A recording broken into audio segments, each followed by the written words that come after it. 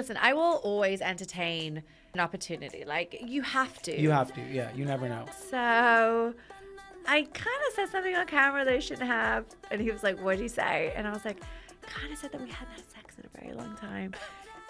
A little secret, I had never seen Housewives in my life. Wow, wait, okay, that is crazy. Okay, welcome back to the Safety Podcast. I'm Akbar Hamid.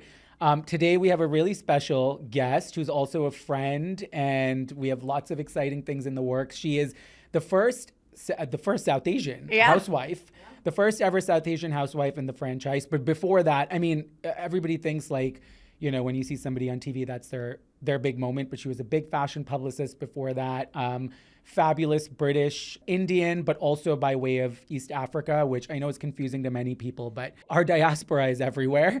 And she is everyone's favorite housewife. Obviously, I'm biased. They're slowly getting to know her more, but don't know all the different sides of Jessel. So we're excited to dive into that. Welcome, Jessel. I'm so excited to have you. So excited to be here. Like, we started out on the dance floor in like the best way possible. So true. And here we are 2 years later. And here we are, yeah. I feel like we're like the perfect housewife gay couple. You know? Listen, I love a gay best friend. I'm like all for it. I mean, you guys just get it. We just get it. And I don't think there's any greater bond than a housewife and her gay. I'm slowly beginning to realize that. No, it's true. Like, I think my first like fan sort of like community was like, I made a ridiculous comment. I was like, you know, the gays have the best taste, like Lady Gaga, Beyonce, like you get behind the people that matter. Yeah. You know? and Jessel. And me, I guess. I mean, but that's exactly what happened. So it's true. Well, welcome here on the podcast. As you all know, SAFE stands for Seen, Accepted, Free, and Empowered. And then you pour the T, which is uplifting the community around you and the people you stand for, transform, elevate, and affirm. We're going to talk about your origin story, all the awkwardness of growing up. Ah, God, I wish you'd give me a heads up. Yeah. Good Lord. By the way, I didn't realize that was the acronym for... Yeah. It's amazing. Yeah, it's a whole thing. And obviously tea works so well. Yes. Spilling the tea, sipping the tea. And this is really sort of like an emotional connection to that. This isn't like a gossipy thing. This is actually it's like... not? Well, there's going to be a little. Don't worry. We are spilling spilling the tea. But it's also sort of about paying it forward. You know, we've gotten to where we are as creatives, and then how do we uplift all communities, not just the communities we come from. You're such a good person. Thank you. So we always start before we dive in, obviously, because we're called the Safety, about how you take your tea. Or do you even like tea? So I have a newfound like actual appreciation for tea. Obviously, we grew up with masala chais, but I'm obsessed right now with, you guys are gonna think I'm crazy, the powdered masala chai. Like from Kolkata chai or just any? Like you can buy it. It's called Wadi Bakri, and it's like a tea bag that comes with powdered milk and sugar and masala and tea, and you literally just pour it out, put water in it, and it's like there. I need to try that. It's available in New York. You get charged an extortionate price for it, but you can get it for like 8 rupees in India. Maybe they should sponsor the I podcast. know. They should. They really should. But that is my tea of choice if I could. I love that. I love a try moment. Yeah. That sounds amazing. So we're going to jump into your origin story. So obviously for me growing up, I was born in Michigan. I'm South Asian, Pakistani originally, and was, I would say at the time when I was in high school, middle school, one of a handful of brown people. Yeah. I know London's a little bit different, obviously a lot of brown people, but what was that childhood experience? Yeah, you know, it's funny because there are so many stories, and actually the most familiar story I hear is that you are sort of a minority in, you know, whatever town or region you're living in. For me, it was very, very different. I think London is very diverse as a city. We lived in the suburbs of London. My parents came from Africa, which you alluded to, which, you know, was... Which is funny because people are like, but you're not black. You're not African. Well, Africa is a huge continent that's very diverse. It's hugely diverse, and there's a lot of Indians and Pakistanis. A huge South and Asian population. What's interesting to me is that, you know, a lot of people uprooted from India and Pakistan to set up businesses, and because there was, you know, such a vast amount of white space there for, you know, successful sort of like startups. Yeah. You want to move? I know. I mean, the fashion scene is booming there. Well, there you go. It really is. I think it was very interesting that my grandfather at the time was so invested in obviously starting his own business, and he literally uprooted our entire family and moved to Kenya. And that's where my mom was born too. So it's, we're actually like not from India, where my parents are born in Africa. Yeah, so you're really East African, Africa. Indian, British. African, Indian, British. People, they really do find it very confusing. Yeah, but I think that's incredible. But it's really cool because, like, I don't actually, I've always wanted to go there with my parents, and, you know, they have all these wonderful stories, but they actually had a great upbringing, it seems, from all the stories I've heard. Like, very simple, but very, very, like, you know, you were working, everything's ready, available for you. Like, it seemed as if it was a great sort of, like, you know, childhood that they had. Have you visited? No, I haven't. Have you? Yeah. Like, I've only been to South Africa. Yeah. Angola, wine tasting. and Morocco. That is the opposite of what. But I do want to go to Kenya and all these places. So I want to take the boys. I want to do a safari. But yeah, Yes. so, you know, that's kind of like my first like foray into really understanding like where I was from. But unfortunately, I guess, you know, the sort of like dun-dun-dun moment was when they were forced, my parents and my family were forced to basically move and leave Africa, where they had built, you know, a successful business and homes and friends and a community. There was just a lot of political uprise. And so being a part of the British, you know, empire, they moved to London. And a lot of them, I mean, that's why there's so many Indians in London. And you were born in London. I was born in London, 1983.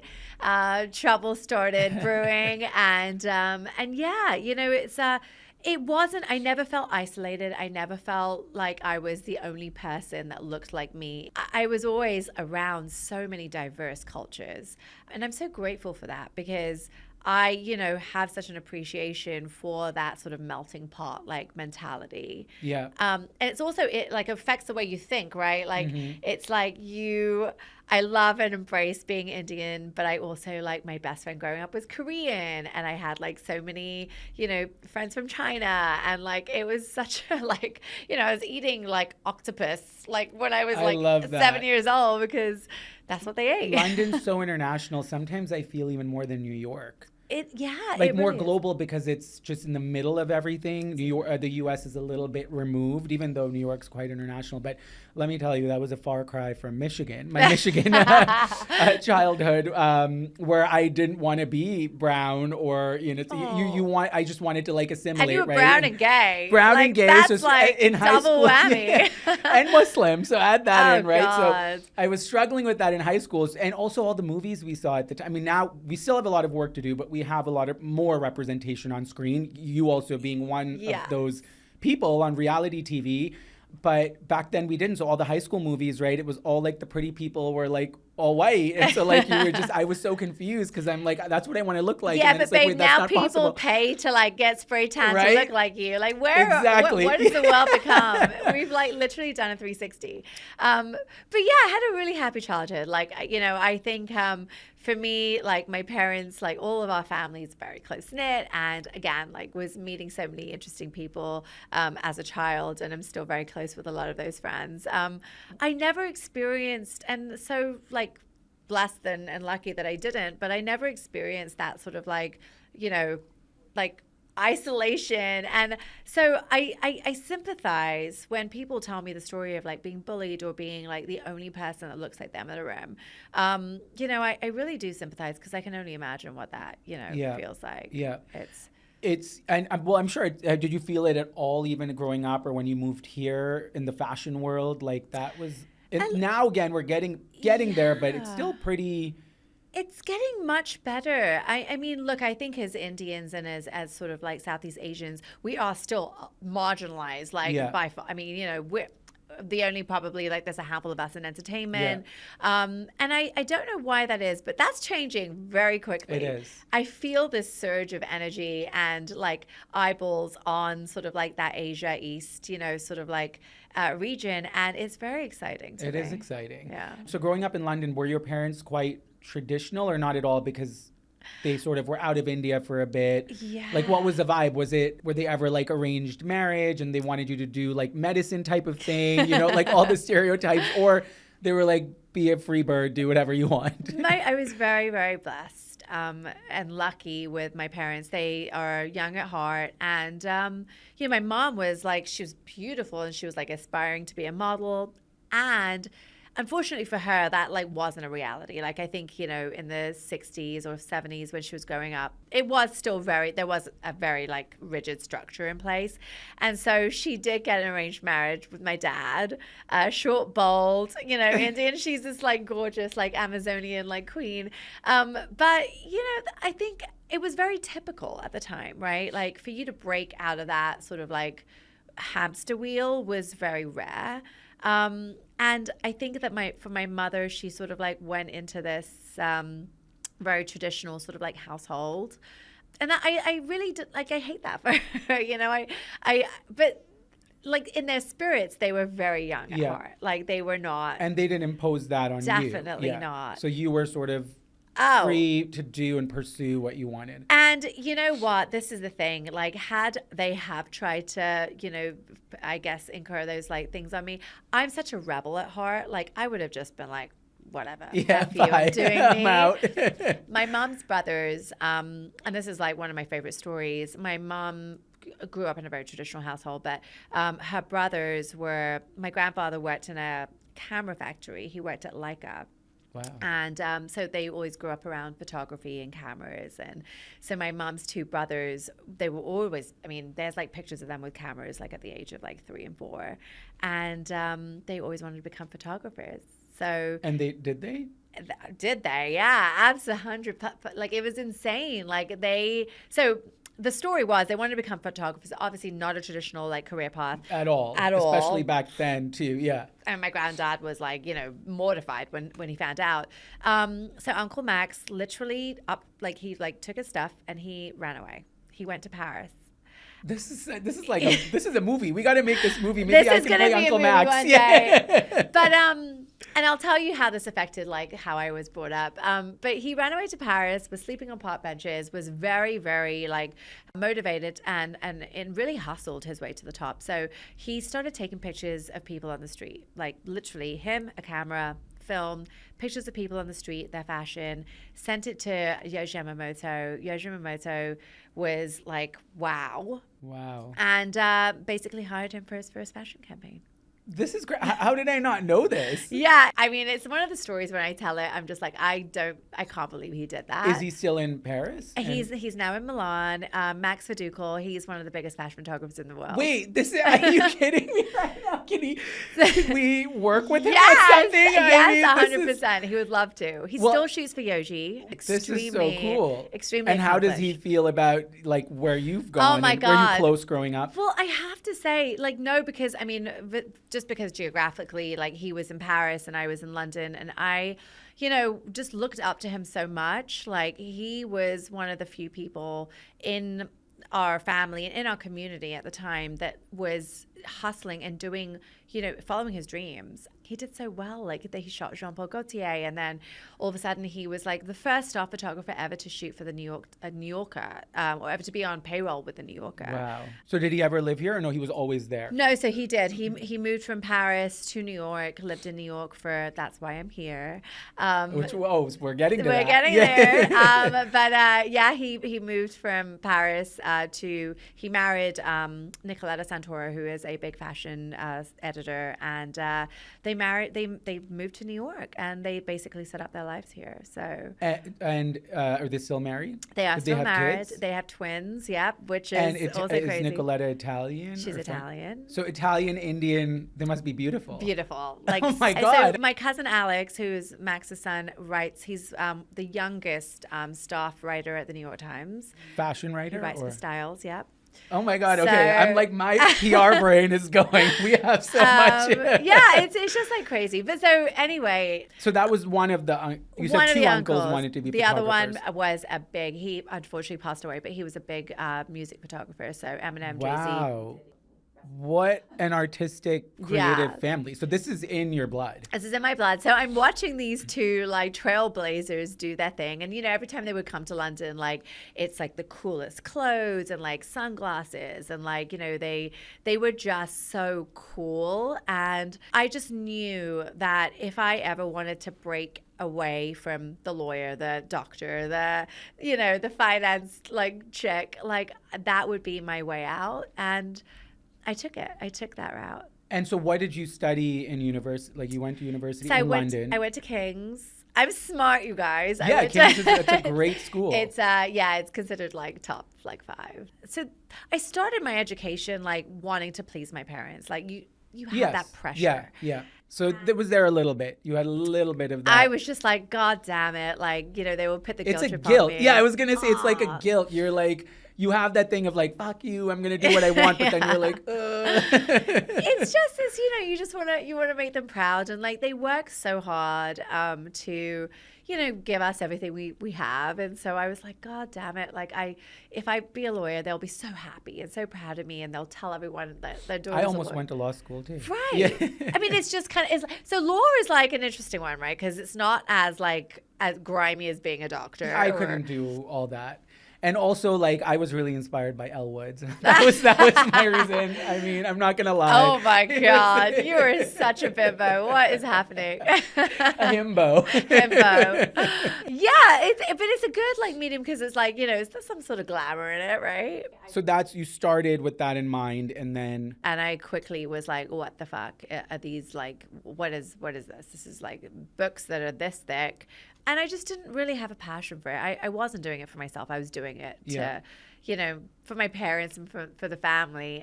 So I pivoted and I did English and I did journalism. And as soon as I graduated college, I told my parents, I was like, look, I want to go live with Uncle Max for 2 weeks. I just want to do an internship. Nicoletta was at Condé Nast International. So that's my aunt. I was like, can I just work with her for 2 weeks? And they said, yes, you can. 2 weeks. You stay with your uncle. It's a very like controlled environment. Yeah. And I went for 2 weeks and I never came back. And that's how it goes. Yeah. Yeah. It was, what? There was just, how things have to happen serendipitously. Is that even a word? Yeah, it was meant to, like, it was sort of all leading you to this, right? Like every time I think back, I'm like, wow, like if that didn't happen, then this wouldn't have happened. So essentially, the day before I was supposed to leave back to London, my aunt's assistant was sick and they had a big Roberto Cavalli campaign that they were shooting the next day. And so this girl gets sick and my aunt's like, can you stay and help on this campaign? She was like, we would change your ticket, pay for whatever. I was like, sure. So I stayed an extra week. I worked on Roberto Cavalli. Things went really well. She was like, we're shooting Express. Can you stay for the Express campaign? Can you stay for this? Can you stay for that? And before you know it, it's like, 6 months have gone by. And I just knew at that point that like New York is a place where things just, if you work hard, you have the right set of mentality, you can truly just make it. So this is so glamorous. Like we haven't heard this we haven't gone into I tried. No one would fucking believe story. me. This is so incredible. I mean, honestly, I'm like listening and I'm like, this is a book. Like your book would be really fascinating because people would think that it's all about sort of the traditional housewife stuff, but like this is like super glamorous. Like if you're even looking from the lens of like a aspirational creative or a student, like this is fascinating. So just to correct you, it was definitely not glamorous. Like we know that. The ideology, yes, of course. The idea of it. I was fucking packing boxes. Oh yeah. Like I was getting manicures like every week because my nails would break. I mean, it was hard blood, sweat, and tears. Yeah, when I started working in PR, it was those Kelly Catrone days. Oh, good Lord. The OG days. Were you ever on the show? I was not on the show because I interned for Yigala Azruel. And at the time, she was his publicist when he was really big, like when he was having his moment. Love, yeah. He was wonderful. He was such a sweet, I don't know where he is now. I think he's still around, but he was a really nice person. Yeah. She, I mean, was everything you thought, she's fantastic at what she does, but it was an intense, but it was, that's what it was. I was getting coffees. I mean, that's what it is, right? Coffees. And you have to put your dues in. Like, I think the generation now doesn't understand because it's changed so much. There's so many rules and regulations, and not that I'm condoning abuse or taking advantage of anyone, but it was abuse. But there was something about that grit and that experience, and it wasn't glamorous, but it was I know there was something about it. But you remember how fashion was back in the day. Like, it's not Bryant like it Park is now. days, it was very different. It was Bryant Park days. It was, you know, like serious fashion. Yeah. And people were like, it was like live or die. Yeah. We flew an intern with a fucking shoe because the other shoe was in Paris. We had the left shoe, they had the right shoe, and we flew this girl to Paris with the shoe. That's how it is. I mean, how it was. It was mental. So it was the McQueen. But I think for many people listening who are aspiring to work in this industry, this would be a really inspiring story. I would hope. So that's it. You never went back. You never looked back. I never went back. My uncle helped me so much. I mean, he sponsored me. He is the reason why, like, I was able to be in New York. And then I was like, shit, now I have to find a husband. So how long were you working in fashion PR or fashion world? So I started out in editorial, right? Like I was at Condé Nast International. We were doing a lot of styling and it was more editorial. I quickly kind of realized that, you know, it's a lot of work, it's a lot of grit, and the pay isn't necessarily indicative of the time that you put in. Yeah. I also was very strategic, and I knew that there was like a business side to fashion. This is the important thing for people to listen to because you had the long-term vision. Yeah. See, not everyone has that. People get caught up in that moment. They're not thinking, where is this taking? I always had that too. Yeah. You know, like when I zigzagged up at PR firms to 27 when I was running an agency, and then I founded mine at 30, I knew that was the goal. Right. But I had to meet as many people as possible. Yeah. And I had to learn every aspect of the business. When I started my own agency, I had this network to pull in. Because the thing is like, you know, fashion is always going to be there. And I think if you really understand the ins and outs and that ROI and the revenue stream and like how to market yourself and how to brand, how branding works and all of that stuff, like that's really the cog, right, of it all, especially now more than ever. Like without a marketing plan or a PR plan, like you're the dust. most important thing. So I quickly came to realize, like, I was like, this is all great, like the models and the da-da-da, but like, where's the money? And the money was in this. So I moved to Carla Otto. You know, for those of you who don't know who Carla Otto is, she's one of the most powerful fashion PR houses in the world. She has Shanghai, Paris, Milan, New York, London, and she's just incredible. Yeah, I mean, for fashion PR, it doesn't get bigger. Doesn't get bigger or better. Or better, yeah. Yeah. So. And then you were at Carla Otto till you met your husband. I met my husband actually way before that. I met my husband very early on. And you started dating. We were friends, so it was completely platonic. I started at Carla Otto, and I had to go back to the like drawing, you know, like I was interning again because I didn't know fashion PR. It's very different. Yeah. But this is what I'm talking about. Like things have to happen to make sense. Celine had just signed Phoebe Philo. We at Carla Otto just signed Celine under Phoebe Philo. I all of a sudden became the lead PR for Celine under Phoebe Philo. So it was like, and it was the hottest brand. Like, of course. It was the hottest brand. So just having that account, I automatically went from intern to assistant to like being the most coveted. Like, and you made all the relationships immediately. Literally. Because everybody wanted like something to do dinner with with Ricky Jessel, like Tawny Goodman, like all the Virginia Smith, like everyone was like kind of just accessible all of a sudden. And so then you got married how many years? I moved in 2006 and I met my husband in 2006 and we were friends for a long time. He proposed in 2013. So okay, wow. So like that's nice. Years, You knew each other for a long time. Yeah, we did. Yeah. And then the wedding was in New York? It was in Mexico. In Mexico. I wish we knew each other then. That would have been literally so fun. would have been so but fun. Vow renewal. I'll be you there. came to my 10 year. I came to the 10-year anniversary. That was so about? fun. But maybe like a vow renewal in 2 years or something. Well, you can talk to him about budget. You know, we because always need a party. we always, and we throw, by the way, fabulous parties. Yes, like you you and do. I both do. No, you too. Yeah, me too. Thank you. He's like, I got it. I know. So then you're married and you're still in New York, or there was, because I don't really know, you did move at some point, I right, did. to LA or So my husband's from LA.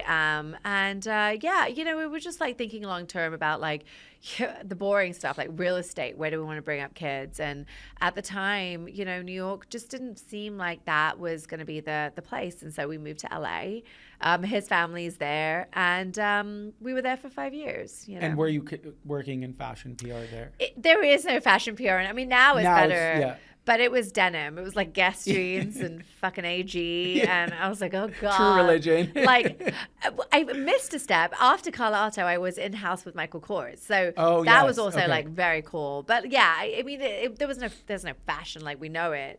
So I sort of felt like, I felt like I left New York so prematurely. I was like in the height of my career. And B, I was just like, well, shit, now what do I do? You know, I felt like a little bit lost when I moved to LA. You know, I was kind of just like figuring it out. I ended up working for HL Group, which is a big. Yes. Then, 5 years in LA, and then you're like, I got to get back. Or was it the show? Like, when did that? Yeah, so it's very, like, the whole thing was like very crazy. So I had the twins in LA. Pavitt had joined his a very good friend to help launch a company that was based in Dallas. So we decided, like, let's go to Dallas, let him set up the company, we can figure the rest out, like, in real time. I also was like, you know, when you have kids, all you want is your family around you. Like, I felt very, like, away from my parents. Like, it's a 12-hour schlep, you know? I saw them once a year. It just wasn't good enough for me. So I always like knew that I wanted to move back to either London or find like a medium middle ground. So when we were in Dallas, Pavitt was launching this company. I was consulting for Goop. And I was so miserable. I was like, God, like, I just, you know, doubt, like. I know what you mean. I mean, they have good Mexican food. Barbecue. It's so funny. Like, I remember like landing in the airport and I just saw like it was like an Arby's or something. You were like, what is happening? Get me out of here. But I did it for Pavitt. Like, he needed to be there. And I was just kind of like hanging out, figuring out my next move. I was so depressed that some of my girls were going to some bars on a girls trip, and they're my fashion girls, like Savannah Engel, and you know, like the whole crew. She reps Tanner Fletcher, which is one of my favorite brands. Oh, she does? Yeah. She reps everyone now. She's like blown up. But so everyone was going to some bars, and I told Pavitt, I was like, I need a girls trip. I fucking hate this place. Like, I need to go. So I went on a girls trip, and Savannah, we were on a boat. I remember this so clearly. Savannah was like, hey, y'all. Like, she's from Mississippi. She was like, Real Housewives of New York is rebooting. And she was like, I'm in like the final talks with them. And at this point, you had no idea. I mean, this was the first time you're hearing. This is the first time. I mean, she's just talking. Like, and she was like, yeah, like, you know, I think they're building the show around me and my friends. And so I'm like, you know, putting like names in a bucket. And everyone's like, if you know me, your name is in the bucket. And I was like, LOL, that's hilarious. She was like, she had put your name. She had put my name. And I was like, Sav, like, I'm not even in New York right now. And she was just like, yeah, but you are a New Yorker. I mean, I was there for. You are. And so I think this is one thing we got to clear up, because there was a lot of like, Jessel wasn't even living here. She's not from. And I mean, I knew some of your story, but not all of this. Like, she was. The fashion stuff, everything. You were a New Yorker. It was funny because when people knew what Tribeca was. I knew. I just didn't know that weird area that we were having lunch. Because it's funny because even on the show, it's like, you know, I had like Mickey Boardman and like Lynn Yeager, and I had like Sally Singer, and like everyone, like I know them. So it's not like you could just move to New York and like all of a sudden have these people. Like, and they didn't even let you. I feel like they didn't share all this about you. So like fans or people who are watching might be like, oh yeah, she just moved, because they didn't like give the whole, but they didn't give the whole backstory of like your 10 plus years like in this deep fashion space. No, I mean, we're giving it to you here. Yes, absolutely. Like New York is like New York is really my home. You know, like I grew up, my adolescence years were here. I grew up here, my community, my friends, like I started my career here. I have family here. So yes, London is where I was born, but like, you know, a lot of like the important stuff really took place in New York. You know, I'm a bit of a nomad in that respect, but when Savannah was she added you. She added my name, and I mean, I totally forgot about it, to be honest. I thought it was great. I was like so happy for her. And then I got back to Dallas, and like 2 weeks later, I got a phone call. Not even an email, an actual phone call. No, I got a DM. Sorry, I got a DM, and it was like a producer, and she said like, Savannah, like, and I was like, oh shit. You're like, this is real. I was like, this is crazy. You know, and simultaneously, like because I was coming to New York so much for Goop. I was talking to Pavid about like, where do we really want to be? Like, you know, where can I like raise the boys, have it be convenient for my parents? Like all of this stuff was happening adjacent to, or even prior to like the show. Like the show for me was, I guess, like a bonus, but I really was feeling like I needed to be back anyways. Yeah. So then okay, so I know a little bit of this because you told me you were on your way to Mykonos and stuff, but so the producer and you jump on the phone right away, like what? I scheduled a call with them and I was like, listen, I will always entertain an opportunity. Like you have to, yeah. You never know. I'll never say no. I'll never not explore something. So we jumped on a call and, you know, it was just me and whatever, being ridiculous, like the whole thing.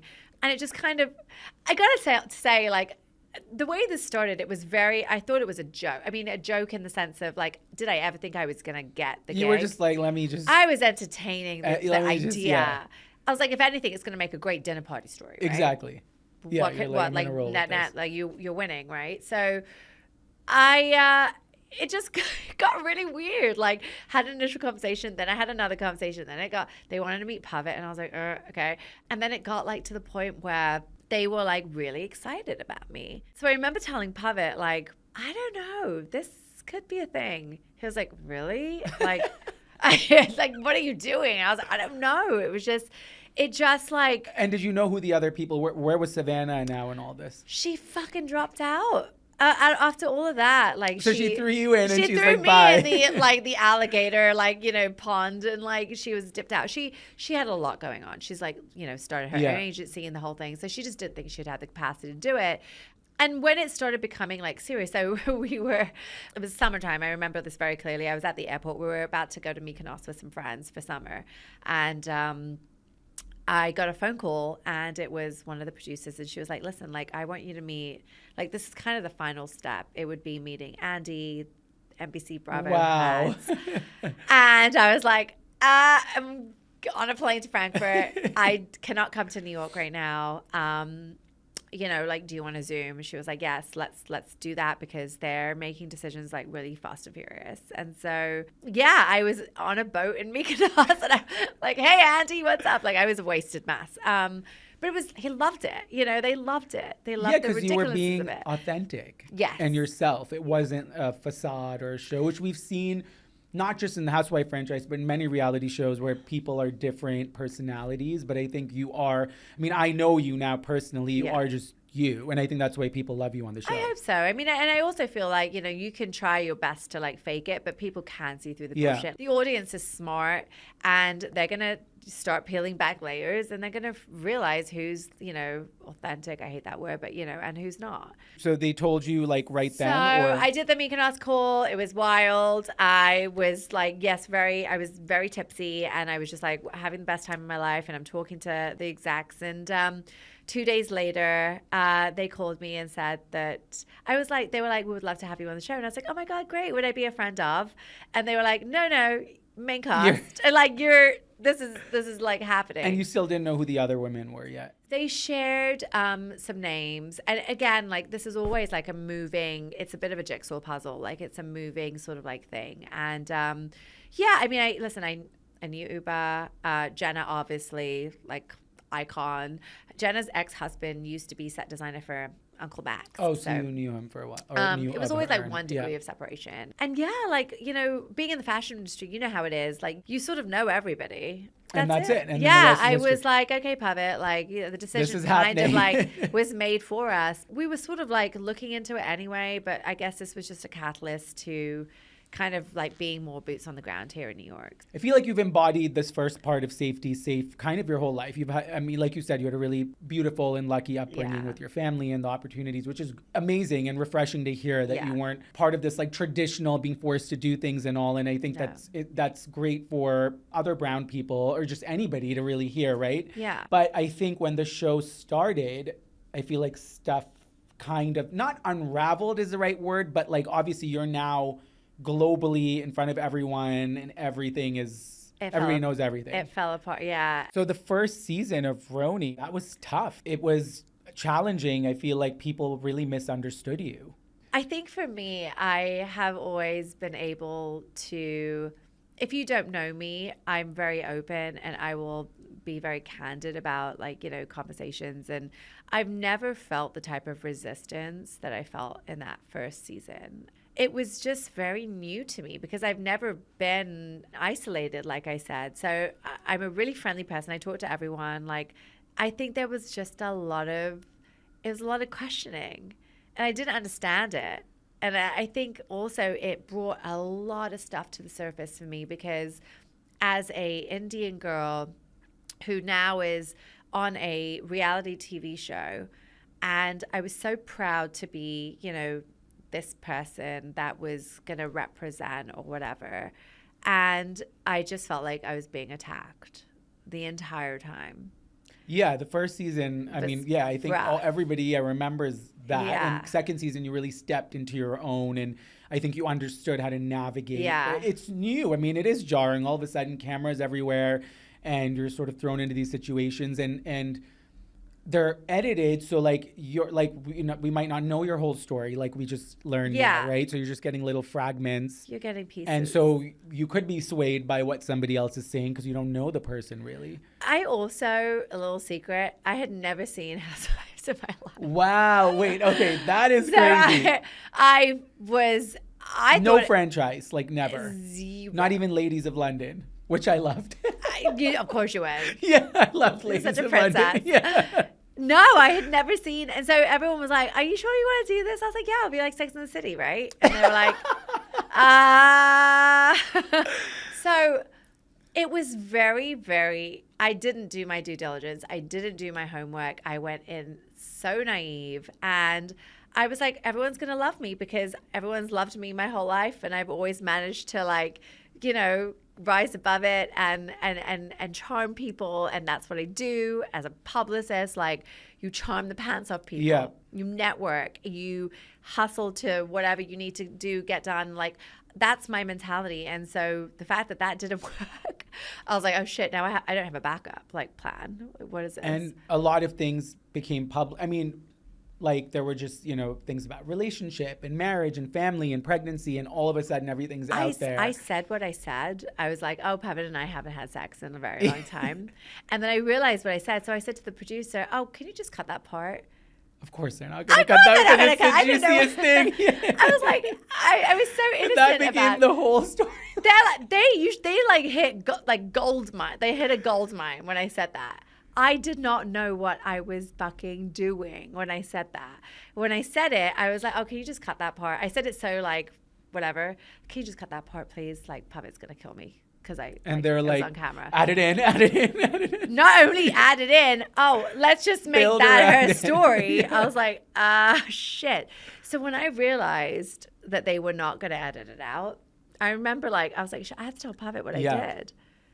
And I remember he was like feeding the kids dinner. I was like, so I kind of said something on camera that I shouldn't have. And he was like, what'd you say? And I was like, kind of said that we hadn't had sex in a very long time. And he was like, why would you say that? And I was like, I don't know. Well, sometimes things just come out, and like a really long time could be 2 weeks. I mean, it's so relative, right? Like, and also from couples who've been together for so long, like I think that's kind of normal. Like it's not an indication of anything. It is normal. You have kids, you have twins, you're busy, like shit happens. Dude, and my vag hurt. Like, I don't know what to tell you. Like, I swear to God, like things are not like the same. Yeah. So, and I had a C-section. I mean, whatever. It was like, there was a lot that and also like, I just didn't feel like I had not lost the weight. I didn't feel sexy. Like, I was still getting my head around the fact that I have not one child, but two friggin' babies all of a sudden. It's also really real. I feel like you probably related to more women. That's what they told me. They were like, doesn't matter that you said it. Yeah. You'll be relatable. And I was like, you probably made a lot of people and couples feel seen in many ways. Like, because sometimes people are embarrassed about that. And I think so that's where I think it comes in that you're authentic and real, because that is something embarrassing, but you owned it and you said it, and then you just went with it and you addressed it throughout the show. When I realized I had no choice, I was like, okay, listen, like I said it for a reason. I was telling it as part of a story that is a very real story. Of course. And I was like, look, if this is going to be my thing, then let it be my thing. And the fact of the matter is that I'm an Indian woman and we don't talk about that stuff. Yeah. And, Yeah, you know, it's like the sex thing and then the IVF bomb and the whole thing was like, oh my God. But also the IVF thing is incredible. And I know that storyline continued and, right, do we have another kid? Do we not have another kid? 9 out of 10 couples I talk to are all in that discussion, right? One wants a kid, one doesn't. They can't have a kid, all of that stuff. So I think it's important. I think these are the safety conversations that we need to have. And I think culturally, it's up to people like us, like for me, breaking down boundaries around queerness in South Asian culture, for you with IVF and being a strong woman. Like I think it's our responsibility to do that. It really is. And I think that there's, the more people that do it, we're going to normalize those topics. I mean, I can't even imagine like what it must have been like for you to like come out as, especially like being Muslim. I mean, it was tough. Yeah. So I think growing up, I pushed the identity away because I felt the identity rejected. Did you pretend to be straight? Well, I was straight pretended to be straight till through college. Yeah. Oh. Yeah. I was not like so open, you know, because I was struggling with it. Because in my head, it was, this is going to be the thing I do on the side, but I am going to get married to a woman. Yeah. Which, by the way, this is going to be the thing I do on the side. Yeah. It was That's like, amazing. This is like my passion project. Yes. But I'm going to get married. A cute little boy over here. But I'm going to have this also gorgeous, stunning wife and gorgeous children, right? As every gay man would want. Girls must have been attracted to you. Yes. Yeah. And I dated, and I always had tons of girlfriends, and my dad loved it because he was like a big playboy growing up. So for him, he was like, oh, my son is all over the world. So for him, it was so exciting. But then eventually they became just, platonic girlfriends. Oh my God. And it was funny because in my 20s, some of them would like, not lie to but he would ask them, so like, are you friends or are you like, are you his girlfriend? And they would just like go with it, for me. Yeah. So they're all like, oh, your dad thinks we're dating. I'm like, okay, let's go with it. But it was, so I rejected that identity because I felt like it hated me. But as I'd say in my 30s, when I've started to meet community, like Muslim and South Asian community that are so accepting, because South Asians we're not usually that accepting. I mean, it's really changed over the years. And we're seeing people like Zarna Garg now too, who's really traditional, but so open, and that movie, Nice Indian Boy. So there's a lot of change happening, but I didn't want to be around the people because I felt like they didn't accept me or like me. So I had like one brown friend maybe, because of that. And then now I feel like I have so many, and I've met this community of people.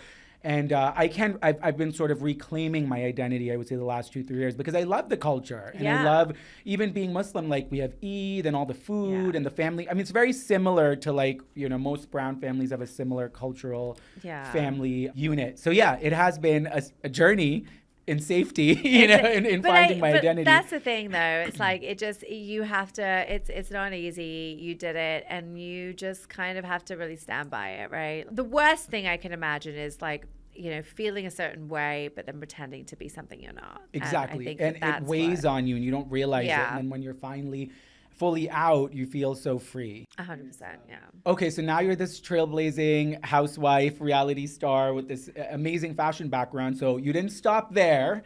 So this is the entrepreneurial bug that I have too. You decided you're going to launch your own fashion platform, which we saw happen in the last season, I think. Okay, so going back to my childhood, yes, I had a great childhood, etc. But I think the one thing that I sort of like was very shy and uncomfortable about was my skin color.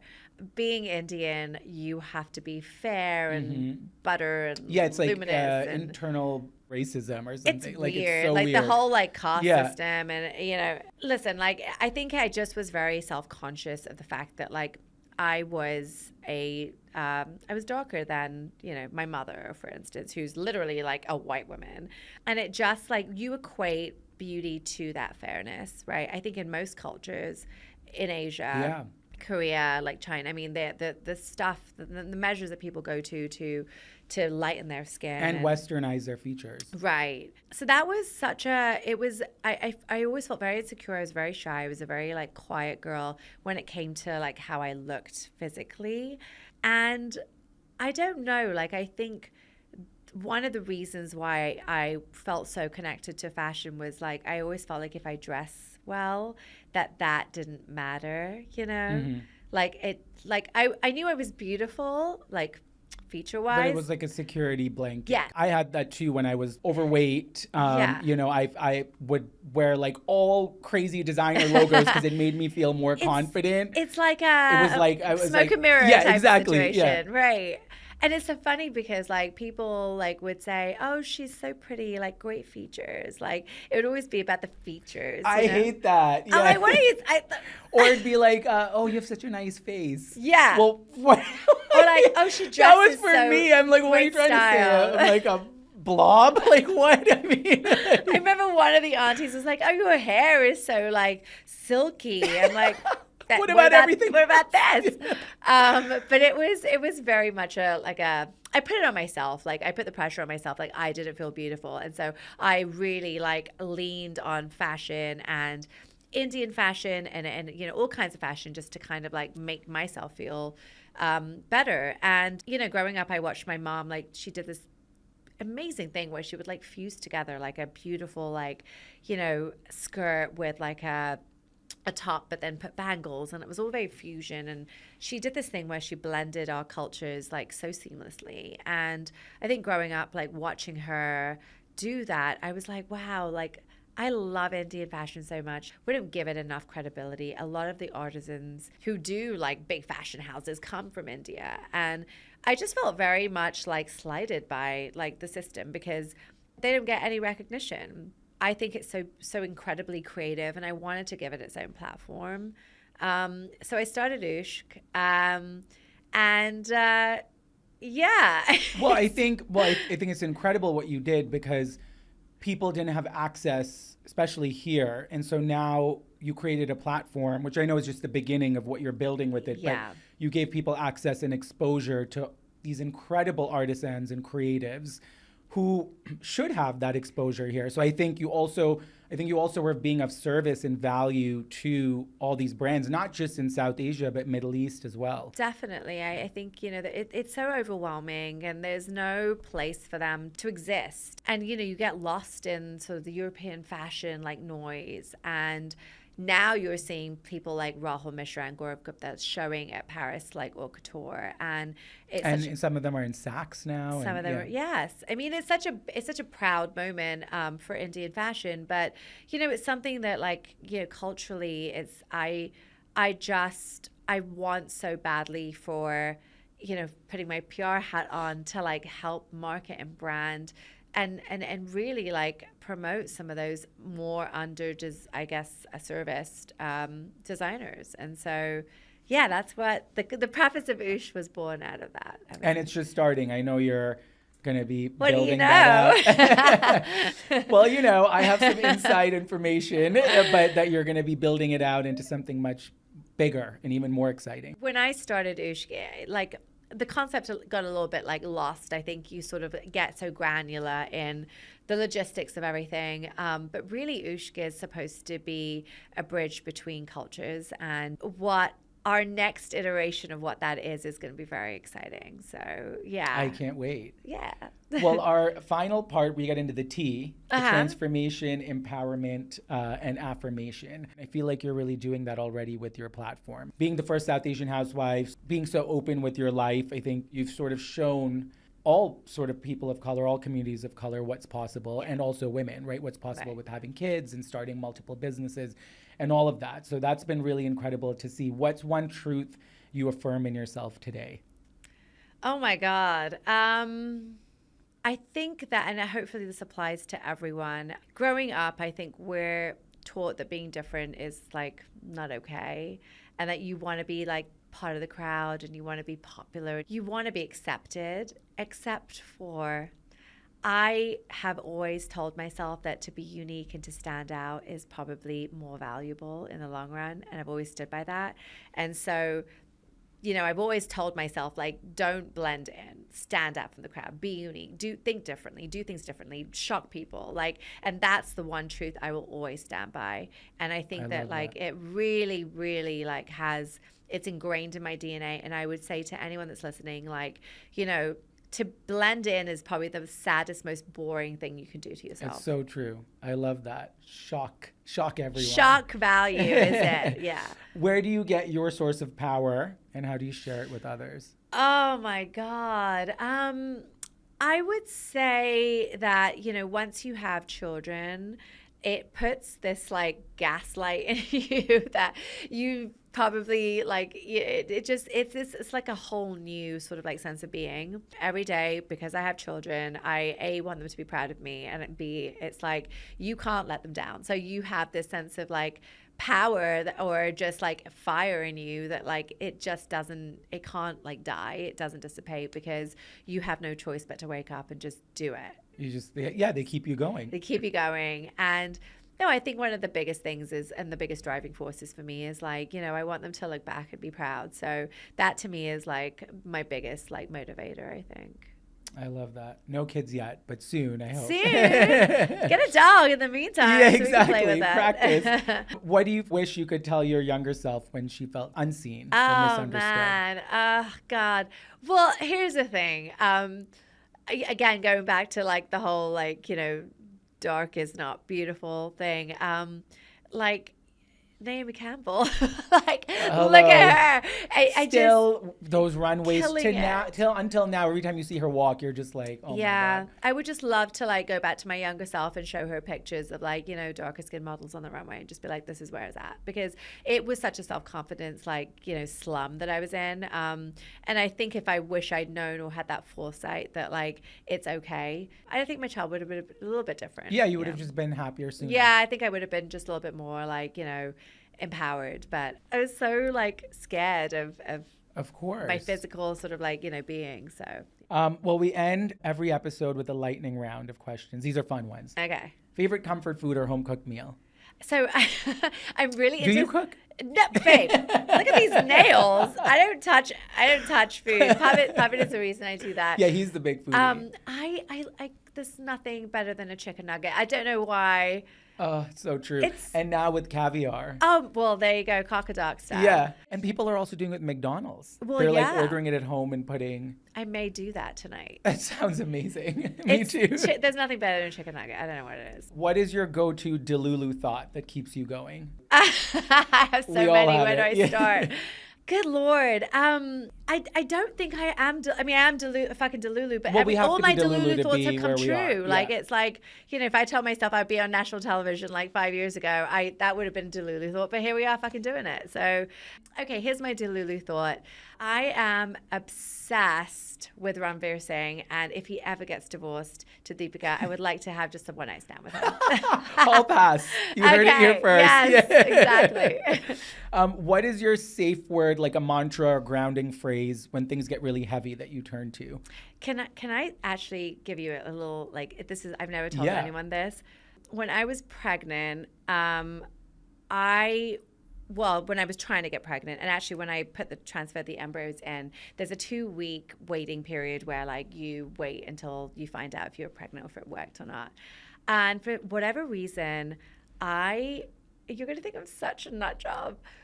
I listened to Allahu Akbar. Like I would just Wait, the chant, I love this. The chant of that. There's something that when I hear it, it just like I don't know. It's like a very transcendent. Well, it's beautiful. It is like a chant. I mean, it's a prayer for those listening. It's a Muslim called to prayer, and my name is Akbar, and Allahu Akbar means God is great. Yeah. And whatever God is for you, the source, energy, Yes. the creator.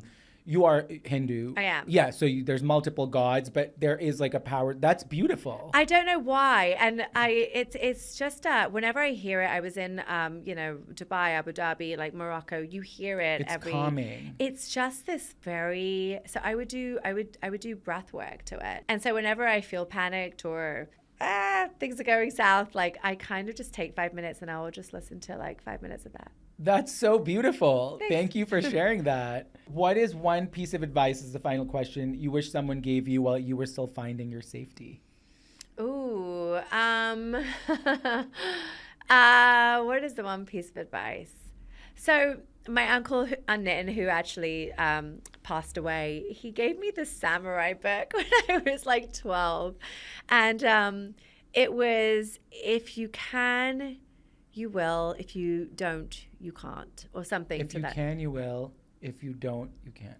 Yeah, that makes sense. Does If it? you can, you will. Right. And if you don't, Like meaning like if you're doubting yourself, I guess then you can't won't. do it. Yes. You won't do it. Something to If that you don't, effect. you won't. I will find the exact phrase, but it was in this Like samurai a Japanese phrase, basically. It was a Japanese phrase. It was very interesting because it's all about positivity and positive thoughts. And if you think positively, you will. Which that is so will true. like literally like manifest into. I remember like ripping that little page out, and it wasn't necessarily advice. I mean that he gave me, but it was he provided. Yeah, in the form of a like, book, yeah. and I think that's beautiful. There's an amazing book called Ikigai. I don't know if you I read love a that Japanese book. book. I love that word, by the way. Yeah. The meaning behind it is Yeah. so like important. I think books are great. I mean, for adults to give children books like that is really important. There's another one I read recently that I gave to all my office, my team at my agency called Worthy by Jamie Kern Lima. I don't know if you read it, but No, not yet. it's incredible. I mean, it's for anyone, but it is geared towards more women in business, but it's for anyone. And it just makes you realize like your self-worth is everything. You can do anything if you believe in yourself. And she went from Denny's waitress to selling $1 billion makeup brand to L'Oreal. Crazy. So I think what I love about her is she's so real. Like she's like, if I can do it, anyone can do it. And it's so true. I think for any of us, if you're looking at us, like you can do it. I'm reading Julia Fox's book about how she was a dominatrix. It's wild. Oh my God. It makes so much sense. But yes, I mean, like love from that. dominatrix to like walking, red carpets for Vanity Fair. Like it's just wild. I love it. Well, thank you so much. You. This was one of my favorite conversations. Thank you for sharing your heart, hustle, better and humor be. with us. No, it really was. And I learned so much. It's like you feel like you know your friends and then you like sit down for 2 hours. Because and when are you going to talk about like, down for so 2 hours? how was your I childhood know. growing up? Even our dinners, like quick, you're like catching up and then you got to go. So where can listeners follow your journey? Is it just Instagram? Are you on TikTok? I'm building my I'm scared of TikTok, to be honest, but I Jessel Taank on Instagram and Jessel Taank on TikTok. But TBD on TikTok. I think I might wipe it and then just relaunch it. And let's plug Pavit because for food. My husband is amazing. The Wingman, 3 eyes, and follow him for burger, fried chicken, hot dog, all like the food tips. Szechuan, whatever you Yes, love. he needs his own show. He's with, I hope so. TBD on that too. For more conversations like this, subscribe and follow at The Safety on Instagram. See you next time.